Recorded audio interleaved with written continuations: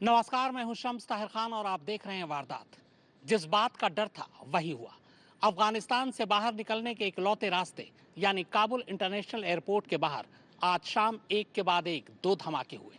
पहला धमाका काबुल एयरपोर्ट के बाहर दरवाजे पर हुआ और दूसरा काबुल एयरपोर्ट के करीब एक होटल के बाहर हुआ जहां ब्रिटिश सैनिक ठहरे हुए थे। इन धमाकों में कई लोगों के मारे जाने की खबर है और आशंका यह है कि मरने वालों की तादाद और भी ज्यादा बढ़ सकती है। हालांकि अमेरिका समेत 3 देशों ने पहले ही ये चेतावनी दी थी कि काबुल एयरपोर्ट के इर्द गिर्द फिदायीन हमला हो सकता है, लेकिन तालिबान ने इन धमाकों के बाद ये कहा है कि इस धमाके में खुद तालिबान के कई लड़ाकों की जान चली गई और उसका इस धमाके से कोई लेना देना नहीं है। तो फिर सवाल ये है कि इन धमाकों के पीछे किसका हाथ है?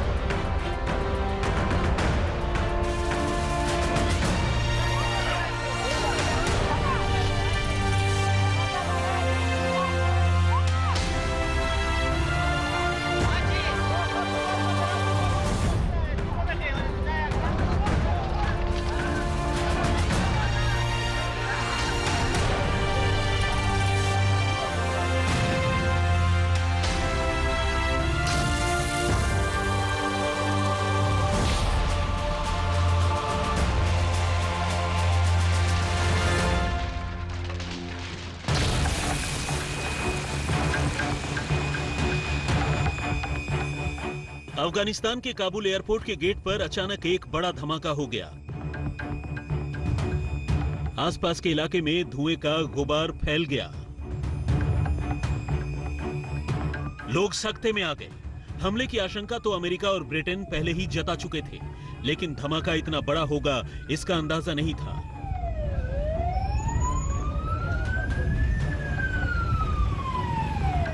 इस धमाके में कई लोगों के जख्मी होने की खबर है। धमाके के बाद काबुल एयरपोर्ट पर अफरा तफरी मच गई।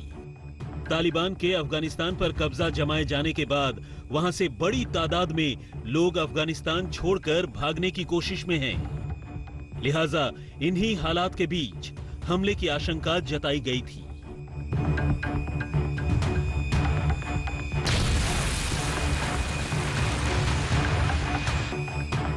धमाके के ठीक 9 मिनट बाद यानी शाम 7:36 पर अमेरिकी रक्षा मंत्रालय ने काबुल एयरपोर्ट के गेट के बाहर हुए ब्लास्ट की पुष्टि की। अमेरिकी रक्षा मंत्रालय के सचिव जॉन किर्बी ने कहा कि काबुल एयरपोर्ट के गेट पर बड़ा धमाका हुआ है।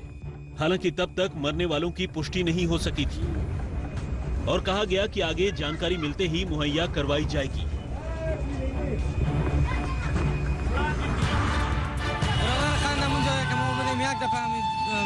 دفعة انفجار شد. ما از بین او بیرون برآمده بودیم، دیدیم که بسیار مردم بود. همین که انفجار شد هر طرف مردم بود که تیت پاشان شدن، مغزایشان باد شدن و همین نیروهای خارجی بودن که وام افتادن، چپه شدن. همون بود که درگیر گریز شدن. ما برآمدیم 400-500 نفر که من دیدم بسیار قوی انفجار بود که نیمش در بین او افتاد، نیمش در بیرون افتادن و در کراچی انتقال دادیم زخمی‌ها را. کمیال مکمل کل لباسای هم خون پاشید.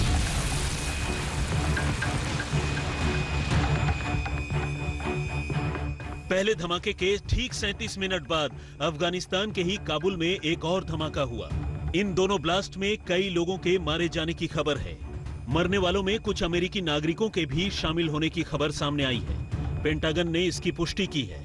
इसके अलावा कुछ अमेरिकी फौजियों के भी जख्मी होने की खबर है। पहला धमाका एयरपोर्ट के पास बने बरून होटल के नजदीक हुआ, जहां पर ब्रिटेन के सैनिक ठहरे हुए थे। दूसरा धमाका भी एयरपोर्ट के पास ही हुआ। पहले ब्लास्ट के बाद फ्रांस ने दूसरे धमाके को लेकर अलर्ट जारी किया था, जिसके कुछ देर बाद फिर से धमाका हुआ। काबुल एयरपोर्ट और उसके आसपास के इलाकों में धमाके की वजह से अफरा तफरी का माहौल है। आपको बता दें कि अमेरिका समेत कुछ और नाटो देशों ने पहले ही ऐसे धमाके को लेकर खुफिया जानकारी दी थी। अमेरिका ने कहा था कि कुछ आतंकी संगठन काबुल एयरपोर्ट के बाहर बड़े धमाके की साजिश रच रहे हैं। फिर जैसे जैसे वक्त गुजरता गया, इस धमाके से जुड़ी तस्वीरें भी सामने आने लगी। सोशल मीडिया पर धमाके की तस्वीरें तैरने लगी। कई लोग ठेलों पर घायलों को इलाज के लिए ले जाते हुए नजर आए। शुरुआती जानकारी के मुताबिक इस आतंकी हमले में आईएसआईएस के खुरासान की भूमिका हो सकती है। धमाके के बाद अभी तक हालात सुधरे नहीं हैं।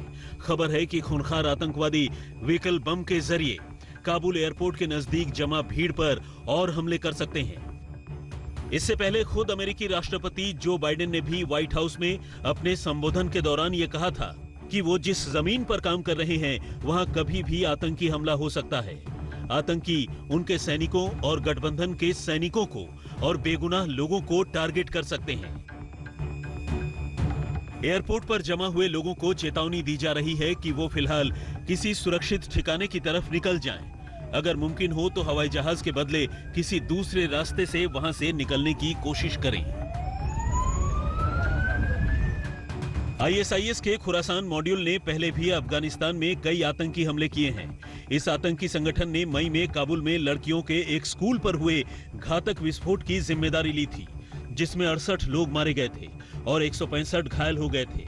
आईएसआईएस खुरासान ने जून में ब्रिटिश अमेरिकी हालो ट्रस्ट पर भी हमला किया था, जिसमें 10 लोग मारे गए और 16 लोग जख्मी हो गए थे। कई मीडिया रिपोर्ट्स में कहा गया है कि तालिबान और आईएसआईएस के बीच दुश्मनी है। अफगानिस्तान में हुकूमत करने को लेकर तालिबान ने कई बार दावा किया है कि उसका आईएसआईएस से कोई ताल्लुकात नहीं है और वो अपनी जमीन पर इन आतंकियों को बर्दाश्त नहीं करेगा। आईएसआईएस ने 19 अगस्त को आधिकारिक बयान जारी कर कहा था कि तालिबान अमेरिका का पिट्ठू है। इस्लामिक स्टेट ने यह भी कहा था कि अफगानिस्तान में जो कुछ हुआ वो तालिबान नहीं बल्कि अमेरिका की जीत है, क्योंकि तालिबान ने अमेरिका के साथ बातचीत कर इस सफलता को हासिल किया है। अफगानिस्तान में सरकार बनाने जा रहे तालिबान को सबसे ज्यादा खतरा आईएसआईएस से ही लग रहा है। अगर अफगानिस्तान में इस्लामिक स्टेट का प्रभाव बढ़ता रहा तो इससे तालिबान का असर कम होगा। दूसरा, तालिबान अफगान धरती पर आईएसआईएस को रोककर दुनिया को यह संदेश देने की भी कोशिश कर सकता है कि वो आतंकी संगठनों को अब पनाह नहीं दे रहा। हालांकि इससे आईएसआईएस को अपने अस्तित्व का खतरा महसूस हो रहा है। डर को बेचने वाला ये आतंकी संगठन हर हाल में तालिबान को नीचा दिखाना चाहता है।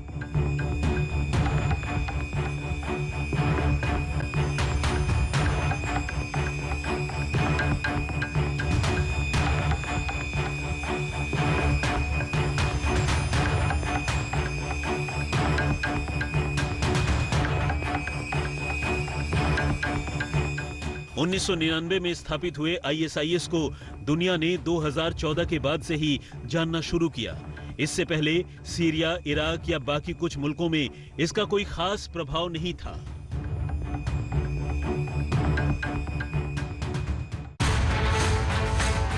तालिबान से जान बचाने के लिए लाखों की तादाद में अफगानिस्तान के लोग विदेश भागने की फिराक में हैं। मगर उनकी मुश्किल ये है कि इस वक्त अफगानिस्तान से निकलने का एक ही जरिया है और वो है काबुल का अशरफ गनी एयरपोर्ट। फिलहाल काबुल एयरपोर्ट की सुरक्षा अमेरिकी सेना के हाथों में है, जबकि काबुल के बाहरी इलाकों की सुरक्षा की कमान तालिबान ने अपने हाथों में ले रखी है। कायदे से देखें तो काबुल में हुए दोनों धमाके एयरपोर्ट के बाहर हुए हैं, तो क्या तालिबान ने ये धमाके करवाए? अगर नहीं तो क्या तालिबान काबुल की सुरक्षा करने में नाकाम साबित हो रहा है? तो फिर सवाल यह है कि आखिर ये धमाका किसने किया? शुरुआती जानकारी के मुताबिक इसके पीछे आईएसआईएस खुरासान का हाथ माना जा रहा है। ये भी माना जाता है कि तालिबान और आईएसआईएस में नहीं बनती है और तालिबान आईएसआईएस को अमेरिका का पिट्ठू मानता है। इन हमलों में हुए अमेरिकी नागरिकों की मौत ने मामले को और नाजुक बना दिया है, क्योंकि अगर अमेरिका ने बदला लेने का प्लान किया तो तालिबान की हालत ऐसी हो जाएगी कि हाथ तो लगा मगर मुंह को ना आया। अब आते हैं काबुल एयरपोर्ट के हालात पर।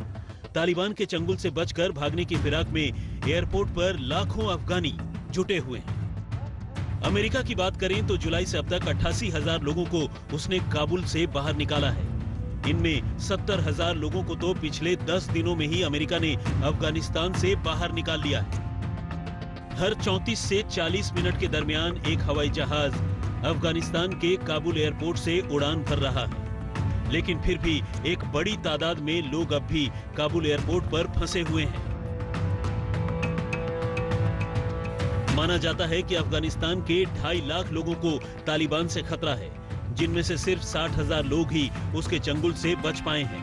ऐसे में बाकी बचे करीब 2 लाख लोगों के सामने बचने के लिए सिर्फ गिने चुने दिन ही बचे हैं। तो काबुल एयरपोर्ट के बाहर खड़े लोगों के हाथों से वक्त रेत की तरह तेजी से निकलता जा रहा है, क्योंकि 31 अगस्त के बाद काबुल में क्या होगा ये कोई नहीं जानता। आज तक ब्यूरो।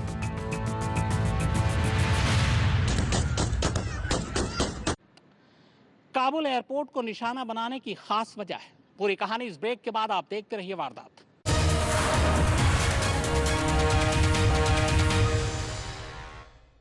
पंद्रह अगस्त के बाद से ही जब से तालिबान ने काबुल पर कब्जा किया, सारी हलचल काबुल इंटरनेशनल एयरपोर्ट के इर्द गिर्द ही सिमट कर रह गई, क्योंकि अफगान के तमाम लोग अफगान छोड़ना चाहते थे और बाहर निकलने का इकलौता रास्ता काबुल एयरपोर्ट है।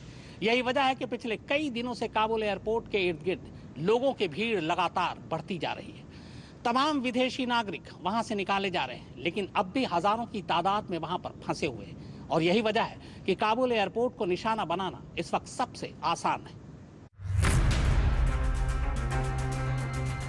काबुल एयरपोर्ट पर एक तस्वीर देखने को मिली, जिसमें एक विदेशी सैनिक स्ट्रेचर लेकर भागता है और जल्दी से गश खाकर गिरी महिला को उठाकर उसकी मदद करने लगता है। काबुल एयरपोर्ट पर तालिबान के चंगुल में दोबारा फंसने की चिंता लोगों के पैरों की ताकत छीन रही है।